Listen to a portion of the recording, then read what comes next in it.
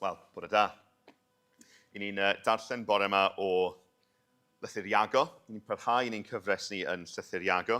Ac i ni'n darllen bore yma o gychwyn y 5 pennod. Os chi eisiau troi ateb yn eich Beibl chi gyda fi. Iago 5, ac i ni'n darllen adnodau 1 i 6. Iago 5, adnodau 1 i 6. Ac wrth gwrs fydd y darlleniad ar y sgrin tu ôl i mi. Ac yn awr, chwir cyfoethogion, wylwch ac edwch o achos y trollodion sydd yn dod arnoch. Y mae eich golyd wedi pydru, ac mae'r gwyfyn wedi difa eich dillad. Mae eich air a'ch arian wedi rhydu, a bydd ei rhwd yn dystiolaeth yn eich erbyn, ac yn bwyta eich cnawd fel tân. Casglu cyfoeth a wneithoch yn y dyddiau olaf. Clywch, a mae'r cyflogau na thalasoch i'r gweithwyr a fedodd eich meisydd yn gweiddi allan. Ac y mae llefain y medelwyr yng nghlustiau arglwydd y lluoedd. Buwch yn byw yn foethus a glwth ar y ddear. Buwch yn eich pesgu'ch hunain ar gyfer dydd y lladdfa. Yr ydych wedi condemnio a lladd y cyfiawn. Heb iddo yntau eich gwrthsefyll. Ni'n diolch i Dduw am ei air sanctaidd. Wel, dros y misoedd diwetha, i ni wedi gweld Iago yn dweud tipyn am y cyfoethog yn ei lythyrau. Ni wedi gweld reit nôl ar y cychwyn y dylai'r cyfoethog ymfalchio yn ei ddarostyngiadau. Na ddylai'r eglwys dangos ffafriaeth at y cyfoethog. Mae Iago wedi gweud tipyn yn barod am y cyfoethog. Ond heddiw, mae e go iawn yn mynd ar ôl y rhai sydd yn pechu drwy chwennych cyfoeth. Mae Iago yn ysgrifennu at yr eglwysi sydd ar wasgar, cofiwch. Mae yna bobl sydd fel hyn sydd yn chwennych cyfoeth yn rhan o gynulleidfaoedd y cyfnod. Chi'n meddwl yn yr eglwys fore, oedd gynnwch chi pobl cyfoethog, pobl fel Barnabas oedd yn berchen ar tir, pobl fel Lydia yn Philippi oedd yn fenyw busnes llwyddiannus. Mi oedd yna bobl cyfoethog yn yr eglwys. Mae yna hefyd pobl sydd yn chwennych cyfoeth yn yr eglwys fore. A dyna pwy mae Iago'n herio yn ei ddydd e. Mae'n bwysig cofio ddo, mae pobl felly yn yr eglwys heddiw. Ac felly mae Iago'n siarad yn glir yn ein dydd ni hefyd. Mae yna rai sydd wedi ymuno a chynulleidfaoedd yr eglwys sydd â chyfoeth ag arian yn dduw arnyn nhw. Felly mae geiriau Iago'n berthnasol iawn i ni heddiw. Nawr, nid dim ond Iago sy'n siarad am gyfoeth yn y termau cryf iawn yma chwaith. Ystyriwch geiriau Iesu Grist yn Mathew 6. So mae'n dweud hyn. Peidiwch a chasglu i chwi drysorau ar y ddear, lle mae gwyfyn a rhwd yn difa, a lle mae lladron yn torri trwodd ac yn lladrata. Casglwch i chwi drysorau yn y nef, lle nad yw gwyfyn na rhwd yn difa, a lle nad yw lladron yn torri trwodd nac yn lladrata. Oherwydd lle mae dy drysor, yno hefyd bydd dy galon. Wedyn adnod 24 o bennod 6. Ni all neb wasanaethu dau feistr. Oherwydd bydd yn casau'r naill ac yn caru'r llall, neu'n deyrngar i'r naill ac yn dirmygu'r llall. Ni allwch wasanaethu Duw a Mammon.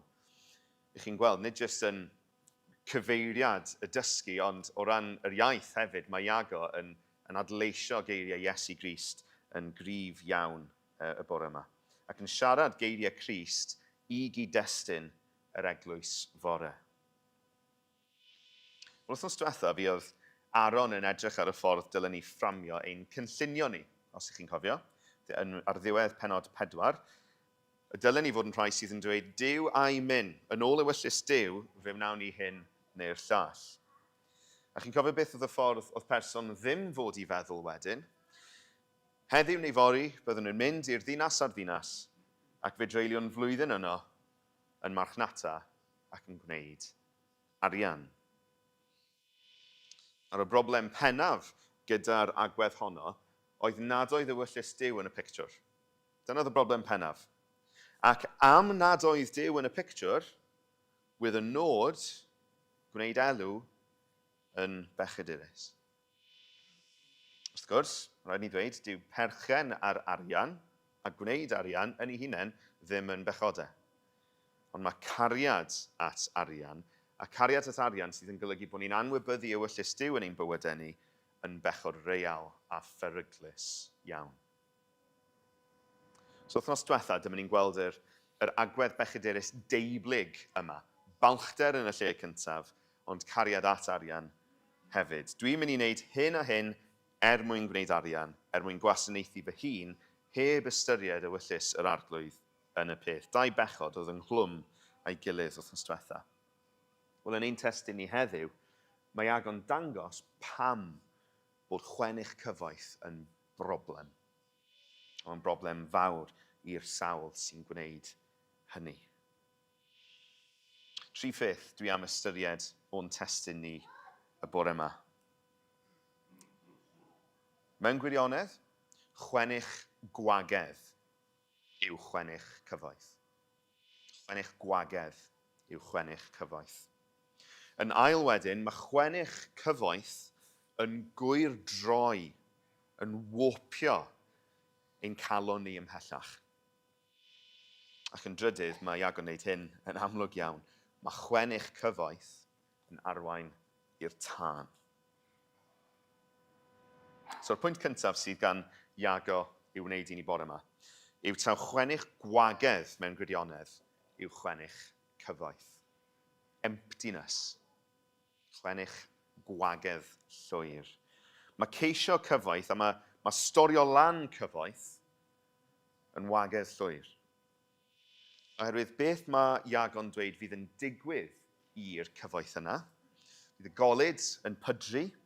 Bydd y dillad crand yna, mae'r cyfoethog yn ymfalchio ynddynt, yn cael ei difa yn llwyr. Ar yn y lle cyntaf, dwi eisiau ni werthfawrogi'r trasiedi sydd gennym ni fan hyn. Mae hwn yn dragic. Mae'r bobl yma sydd yn chwennych cyfoeth wedi gosod eu meddyliau nhw, eu egni nhw, eu amser nhw, eu calonau nhw, eu holl bywyd nhw ar rhywbeth sydd ddim yn mynd i bara. Mae'r cyfoethogion yma, maen nhw yn bobl sydd wedi cael eu creu ar lun a delw Duw, gyda'r pwrpas o'i anrhydeddiau a'i foliau, a'i fwynhau am byth.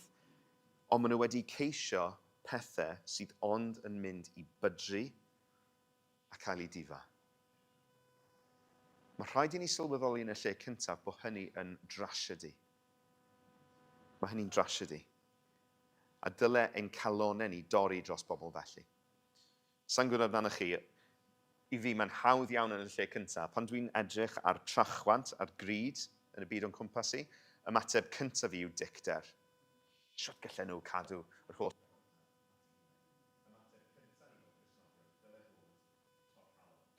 A mi'n bod ni'n sylweddoli taw trasiedi yw hwn.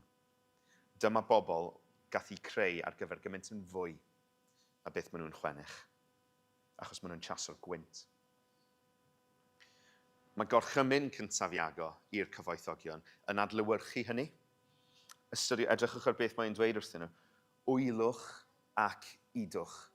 Wyllwch ac idwch. Weep and wail. Jyst i nodi bwynt o gysylltiad fan hyn.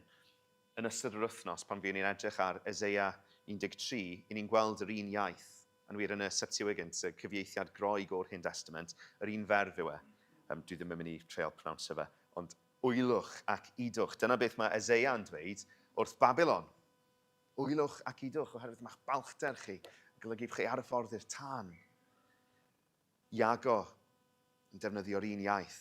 Wyllwch ac idwch chwir cyfoethogion.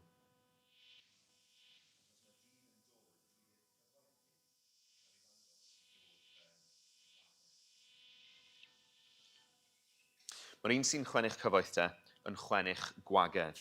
Mae rhaid i ni pwysleisio fan hyn. Mae'r un cyfoethog yn chwennych gwagedd sydd byth yn mynd i'w ddigoniau.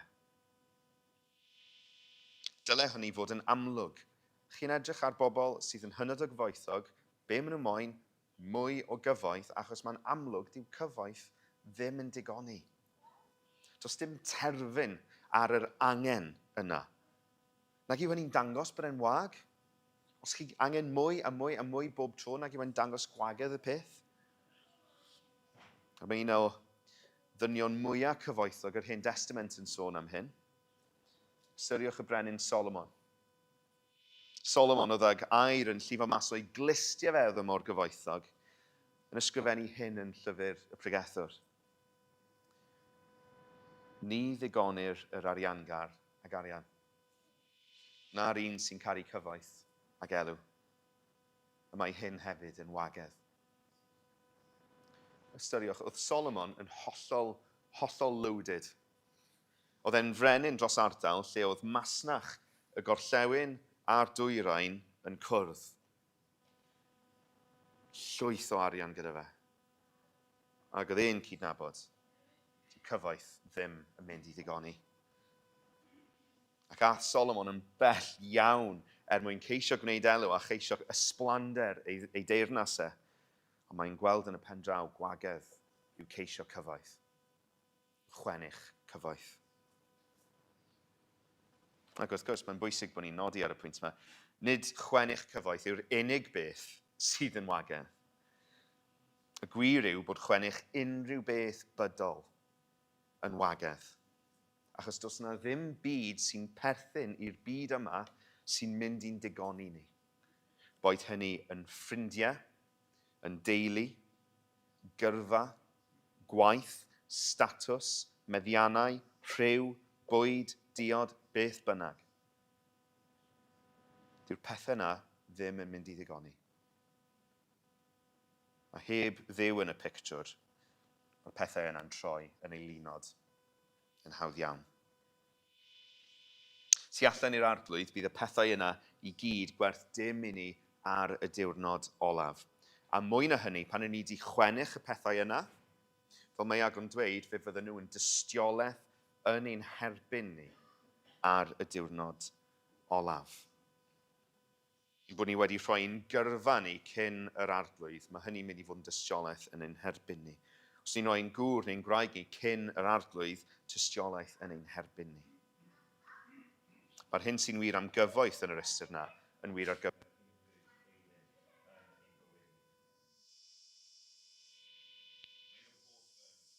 Ganeuon ni'n sôn am hyn. Dyw e ddim yn emyn, ond mae wedi cael ei sgwennu gan Dristion, gan ddyn o'r enw Dustin Kensrew. A dwi'n mynd i ddarllen y bennill gyntaf i chi. Mae hi'n Saesneg, so unwaith mae Carwyn ti dal lan dy fi, fedrwch chi dynnu'r cans i ffwrdd a gwrando ar sut mae'r bennill cyntaf yma'n mynd. Though all the wealth of men was mine to squander, and towers of ivory rose beneath my feet, were palaces of pleasure mine to wonder, the sum of it would leave me incomplete. Though every soul would hold my name in honor, and truest love was always by my side, my praises sung by grateful sons and daughters, my soul would never still be satisfied. It's not enough. Dyna mae Dustin Kensrew yn ysgrifennu. Dyna yw draif Iago fan hyn. Neith y byth ddigoni. So, yn ôl at gyfoeth de. Be sy'n fwy tragic eto, wrth i ni ystyried agwedd Iago at y cyfoethog fan hyn, yw bod y cyfoethogion wedi casglu cyfoeth nhw ar drail eraill. Mae cariad nhw at arian wedi gwyr droi, wedi warpio'r ffordd maen nhw'n gweld eraill, a'n wir y ffordd maen nhw'n gweld reality hefyd. Mae wedi arwen nhw mewn i bydew dyfnach o bechod a gwrthryfel. So'r ail bwynt bore yma, mae chwennych cyfoeth yn ein gwyr droi ni ymhellach, yn warpio ni ymhellach. Adnod 4. Clywch, y mae'r cyflogau na thalasoch i'r gweithwyr a fedodd eich meisydd yn gweiddi allan, ac mae llefain y medelwyr yng ngchlustiau arglwydd y lluoedd. Mwyn bwydo'u pechod nhw, mwyn bwydo'r dyheuad yna i gael mwy, i gasglu mwy o gyfoeth, maen nhw wedi sathru ar eraill. Mae gan eu pechod nhw effaith ar eraill. Mae'r ffaith bod y cyfoethogion yma wedi gosod eu calonau nhw ar gyfoeth yn bechod yn ei hun. Mae hynny'n llifo allan o galon syrthiedig, dyheuadau drwg sy'n codi o galon drwg. Ond mae chwennych y cheisio'r pethau yma yn bwydo'r galon dywyll na, yn nerthu'r galon dywyll, yn gwyr droi y galon dywyll ymhellach ac yn gwthio'r galon dywyll i wneud yn wath eto. Mae dyheuadau pechadurus yn arwain at fwy o bechod. Mae'r cyfoethogion yma wedyn, maen nhw'n fodlon gwneud pethau gwath fyth mwyn casglu mwy, mwyn dal ymlaen i'w trysorau bydol nhw. Mae fel cyffur i'r galon. Rhaid i mi gael mwy, a mi a fi at unrhyw eithaf sydd o fewn fy ngallu i gael beth dwi eisiau.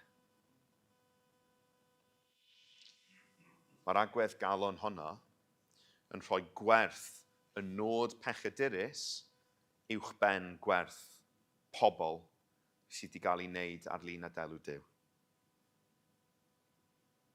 Ac oherwydd taw dyna'r lens mae'r un sy'n chwennych cyfoeth yn gweld pobl eraill drwyddi, mae'n fodlon sathru ar ben nhw, yn fodlon peidio ag anrhydeddu nhw a rhoi'r hyn sy'n ddyledus iddyn nhw, yn fodlon dwyn gyda nhw, mwyn bwydo i gyfoeth ei hun, a'n wath na hynny yn fodlon lladd y cyfiawn.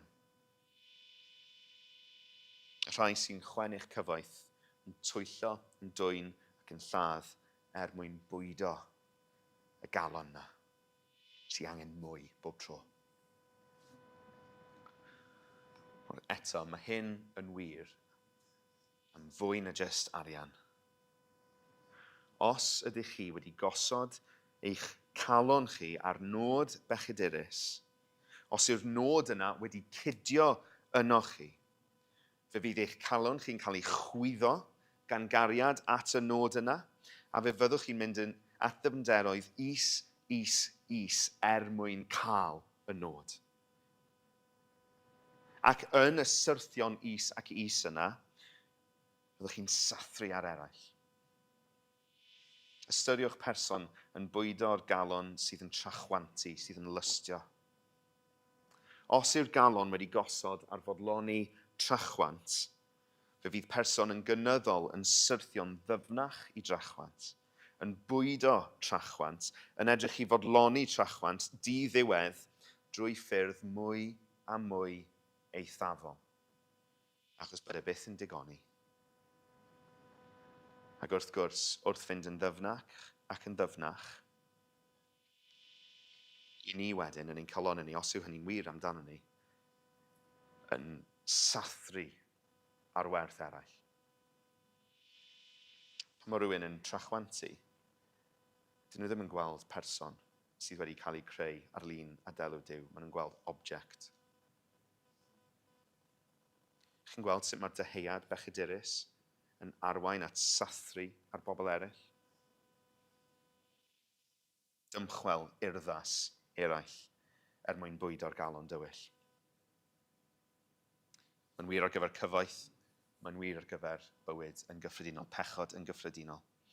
Mae cariad at gyfoeth yn hyn wedi arwain i galonau'r cyfoethog i fynd at bechod dyfnach eto, o bechu yn erbyn llun a delw Duw yn eraill. A mae yna ganlyniadau i wneud hynny. Dyw Iago ddim yn dal yn ôl ar y canlyniadau yna. Mae'n gwneud yn glir nag yw lle mae hyn i gyd yn arwain. Mae anghyfiawnder, y rhai sy'n chwennych cyfoeth yn galw mas yn ei herbyn nhw, ac yn dod i glistio'r arglwydd. Mae'r arglwydd yn gweld, yn clywed yr anghyfiawnder. Mae rhwd cyfoeth y cyfoethogion yn dystiolaeth yn ei herbyn nhw, sydd yn arwain ble, meddai Iago, i'r tân, i'r lladdfa. Mae Iago'n esbonio bod y cyfoethog yn casglu cyfoeth ac wrth wneud hynny yn pesgu ei hunain. Fel mochyn yn bwydo ei hun cyn cael ei ladd. Drwy storio cyfoeth, mae'r un sydd yn chwennych cyfoeth yn adeiladu nid cyfrif banc, maen nhw'n adeiladu yr achos yn ei herbyn nhw yn llys Duw, yn ychwanegu at y farn sydd yn mynd i ddod arnyn nhw. Wrth gwrs, maen nhw'n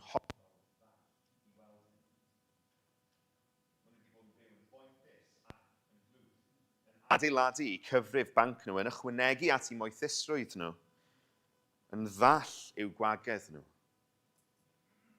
ac yn ddall i'r farn fydd yn dod, yn ddall i'r reality bod hyn yn wrong, bod Duw yn gweld e. Mwy na just gwyr droi'r ffordd maen nhw'n gweld pobl eraill, mae'n gwyr droi'r ffordd maen nhw'n gweld reality i sefyllfa nhw. Dychmygwch chi bod chi'n prynu tŷ. A chi'n llenwi'r tŷ yma chi wedi prynu gyda fordydd, gyda chydeiriau, gyda dillad, gyda dodrefn, a mae'r cyfan wedi socian mewn petrol. Pan ddaw'r tân, bydd y pethau yna, ddim jyst fydden nhw ddim help o gwbl, i'r gwrthwyneb fe fydden nhw'n gwneud y tân yn wath. Fydden nhw'n bwydo'r tân. Ond mae'r un sydd yn gyfforddus yn ei chwennych cyfoeth, fel petai yn cerdded rownd y tŷ yna, yn llwyr anwybyddu smel y petrol, ac yn dewis rhoi mwy yn y tŷ. Llenwi'r tŷ gyda mwy o bethau fflamadwy, sydd ond yn mynd i ychwanegu at ei farn. Mae chwennych cyfoeth yn arwain at ddinistr tragwyddol yn tân barn Duw yn uffern. Duw sydd yn gweld pechod y galon sydd wedi gwneud eilyn o wagedd, a sydd wedi gweld yr anghyfiawnder sydd wedi gael i wneud yn erbyn cyd-ddyn. Pobl sydd yn chwennych cyfoeth yn golledig. Mae hynny'n wir am gariad at arian, ond fel ni wedi gweud gyda pob pwynt heddiw, mae'n wir eto am bechod yn gyffredinol. Mae parhau mewn cariad at bechod yn gwyr droi'r ffordd ni'n gweld reality. Mae person yn methu gweld yn glir beth yw reality sefyllfa nhw pan mae'n meddwl eu calon nhw wedi gosod ar bechod. Mae'n ddall i'r ffaith bod nhw'n paratoi hunain ar gyfer dinistr dan farn cyfiawn da Duw. Nawr, mae rhaid i ni Gristnogion fod yn ymwybodol, yn hunan ymwybodol yn ystyried hyn i gyd, i ni'n dal i gerdded rownd mewn cyrff syrthiedig. Mae gan ein cnawd ni tueddiadau at bechod, ac i ni mewn brwydr yn erbyn y cnawd. Mae'r pechodau i ni'n tueddu atyn nhw yn ein cnawd ni, y bosom sins, fel bydde Thomas Watson yn galw nhw. Mae'r pechodau yna, i ni'n gallu mynd i eisiau cyfiawnhau nhw, hyd yn oed fel Cristnogion. Wel, mae'n oce achos hyn o'r llall, dwi wedi bod yn stryglan dy hyn, so fi'n deall pan fi wedi syrthio fan hyn, neu fi yn treol gweithio arno fe. Treol cyfiawnhau'n hyn.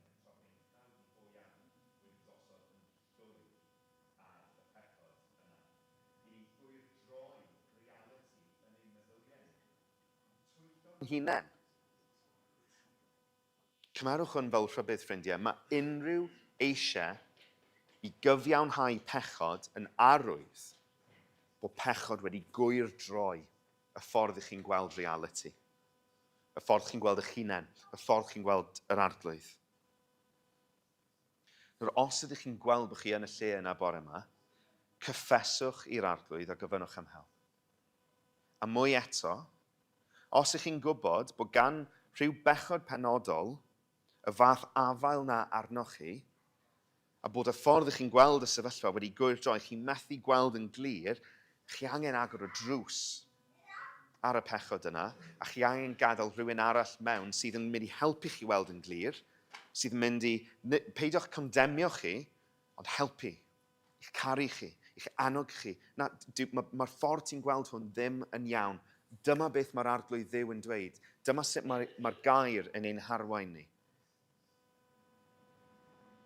Os oes pechod felly yn eich bywyd chi, plis agorwch y drws arno fe.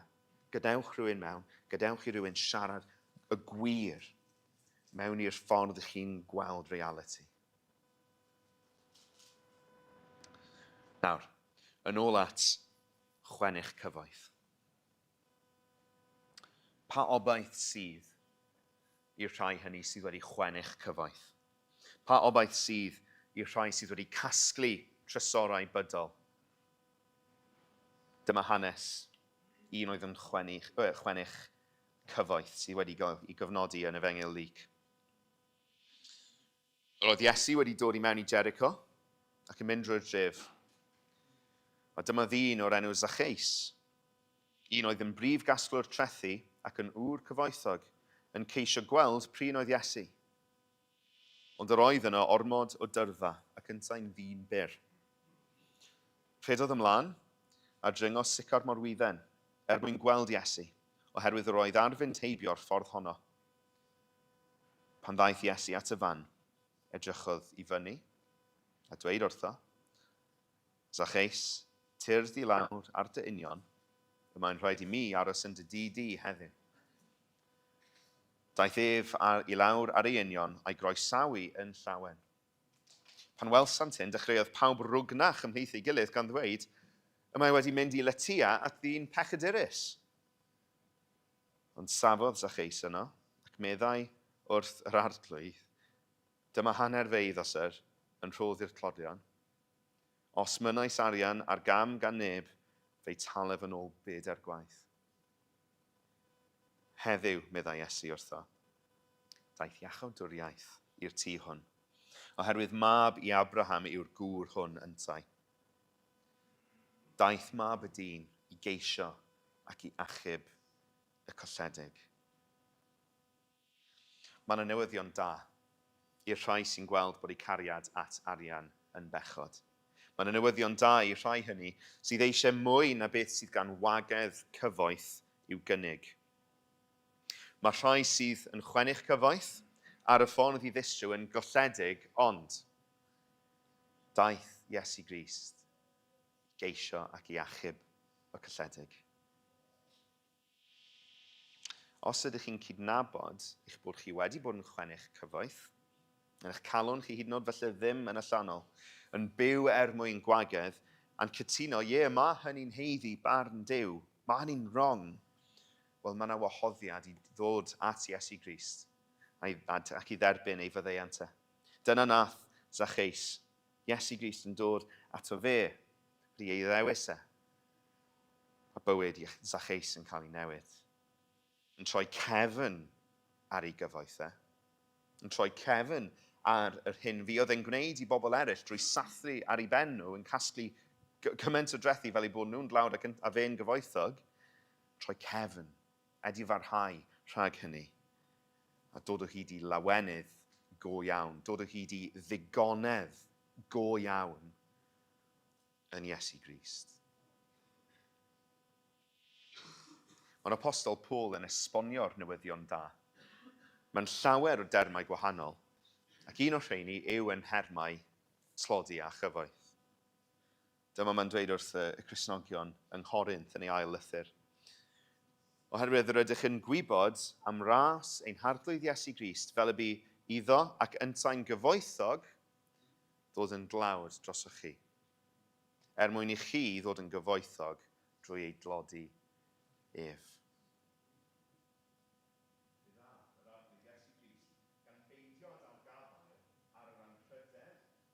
Mawl, a'r bri oedd yn perthyn iddo fe ar orsedd nef, ond yn hytrach fe wacaodd ei hun. Fe ddaeth brenin y bydysawd un byd ni yn glawd, rhoi heibio holl gyfoeth ei orsedd, fel ein bod ni sydd yn glodion ysbrydol, yn hollol bankrupt yn ysbrydol, yn gallu derbyn holl gyfoeth gras Duw yn Iesu Grist. Sgynnon ni ddim byd i'n cyfrif ni yn ysbrydol. Ac yn wir, i ni mewn, ddim jyst gyda chyfrif banc gwag, i ni mewn dyled i gyfiawnder Duw oherwydd ein pechod ni. Dyma Christ yn dod, yn talu'r dyled, a rhannu, ddim jyst waipio'r ddyled, ond rhannu ei gyfoeth gyda ni. Maddeuant, cyfiawnhad, mabwysiad, sancteiddhad, llawenydd, heddwch gyda Duw. a'r holl bethau hyn, yr holl drysorau yma, yn drysor i ni yn Christ ei hun. Christ bellach yw ein trysor ni. Trysor sydd yn ein digoni ni yn llwyr.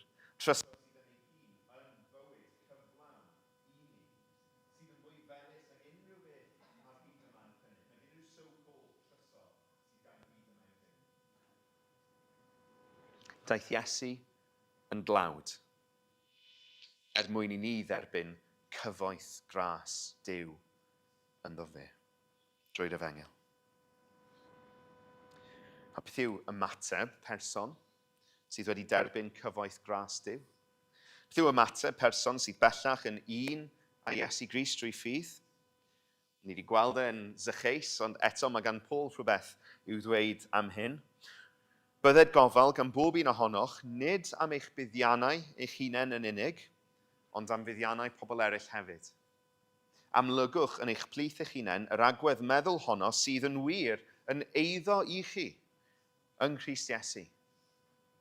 Ei fod ef ar ffurf Duw, ni chyfrifodd fod cydraddoldeb y Duw yn beth i'w gipio, ond fe'i gwacaodd ei hun gan gymryd ffurf ceithwas a dyfod ar wedd ddynol. O'i gael ar ddull dyn, fe'i darostyngodd ei hun gan fod yn ifydd hyd angau, angau ar groes. Dyna yr agwedd meddwl dylai perthyn i ni. Am ein bod ni wedi derbyn cyfoeth gras Duw yng Nghrist. Yr adnoddau yna mae'r arglwydd wedi rhoi i ni yn y lle cyntaf, nid ein buddiannau ni, ond buddiannau eraill. A gwneud hynny, os gael bwysleisio, nid dan orthrwm, ond o'n gwir fodd, fel nath Crist. O'i wir fodd osododd Crist i orsedd heibio a dod ato ni. Ac felly ninnau hefyd, o'n gwir fodd, dylen ni fod yn edrych at fuddiannau eraill, nid ein buddiannau ni. Achos am ein bod ni wedi derbyn y trysor gwerthfaroca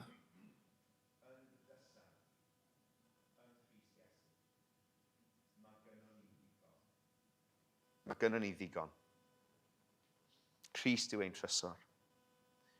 A dyn ni eisiau bod yn debycach iddo fe. Fe nath roi'r cyfan o'i wir fodd, nath roi ei fywyd ei hun o'i wir fodd. Nid ei buddiant ond ein buddiant ni. Felly, dyma'r her sy'n cael ei osod o'n blaen i gyd bore yma. Os ydych chi'n Gristion, ych chi'n perthyn, ych chi wedi dod yn un â'r Meseia, ddath yn dlawd mwyn ei bobl. A bellach mae ganddoch chi, mae Paul yn dweud, yn eich eiddo chi meddwl Crist. Ydych chi'n byw yn unol â hynny? Oes gynnoch chi galon hael? Rhaid i ni sylweddoli bod y cyfan sydd gynnon ni yn y lle cyntaf yn rhodd gan Dduw. Ac am hynny, fe ddylen ni eisiau defnyddio'r cyfan gogoniant Duw. A mae'r gair yn rhoi'r fframwaith ynglyn â sut yn ni'n gwneud hynny, wel drwy edrych at fuddiannau eraill. At anghenion ein brodyr a'n chwiorydd ni yn yr eglwys yn y lle cyntaf, ond y rhai sydd tu allan i Duw.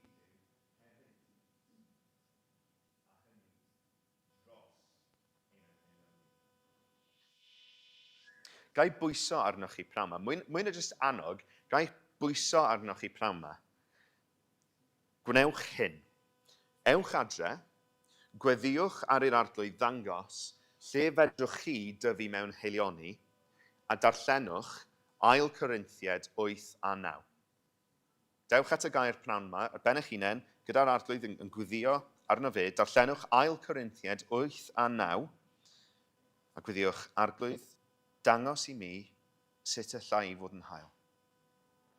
Dwi ddim yn mynd i fynd mewn i cynnwys y testyn yna nawr, ond ewch adref a darllenwch am esiampl Cristnogion Macedonia.